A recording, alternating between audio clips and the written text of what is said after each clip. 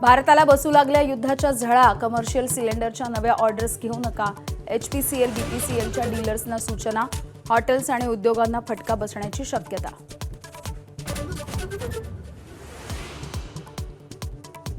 मराठा समाजाच्या 12 लाखांपेक्षा अधिक लोकांना कुणबी प्रमाणपत्रांचं वाटप.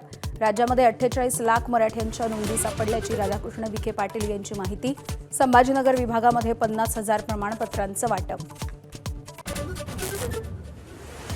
राज्याचा अर्थसंकल्प आज सादर होणार. अजित पवारांच्या निधनानंतर मुख्यमंत्री फडणवीस अर्थसंकल्प मांडणार.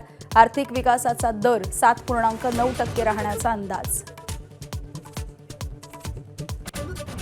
राज्यामधल्या विधानसभेच्या 2 जागांच्या पोटनिवडणुकीची पुढच्या आठवड्यामध्ये घोषणा होण्याची शक्यता. अजित पवार आणि शिवाजी कर्डिले यांच्या निधनानं जागा रिक्त. 5 राज्यांच्या विधानसभा निवडणुकांच्या सोबत घोषणा शक्य. VSRचा मालक VK सिंगला CID चौकशीच्या दरम्यान शाही वागणूक दिल्याचा रोहित पवारांचा आरोप. 8 तासांच्या चौकशीच्या वेळी सिंगची बडतास्त ठेवल्याचे ट्विट. प्रकरणामध्ये काळबेरं असल्याचा संशय व्यक्त. सुखोई विमान अपघातामध्ये मराठी फायटर पायलट शहीद. फ्लाईट लेफ्टनंट पूर्वेश दुरुककर यांचं निधन. काल आसाममध्ये विमान कोसळलं. युद्धस्थितीमधली भारतासाठी सगळ्यात मोठी बातमी. रशियाकडून तेल खरेदी करायला भारताला अमेरिकेकडून 1 महिन्याची मुदत.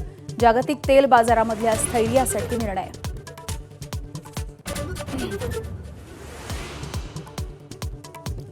मुंबईमध्ये जैश-ए-मोहम्मदच्या नेटवर्कचा पर्दाफाश. इंजिनिअरिंग करणारा अयान शेख तरुणांची माथी भडकावत होता.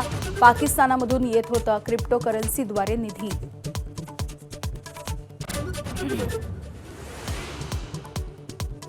राज्यभरामध्ये आज तिथीनुसार शिवजयंती. उद्धव ठाकरेंकडून मुंबई आंतरराष्ट्रीय विमानतळाच्या परिसरामधील शिवरायांच्या पुतळ्याला अभिवादन.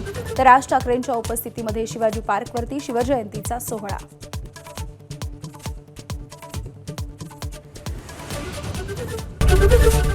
ABP माझा, उघडा डोळे बघा नीट.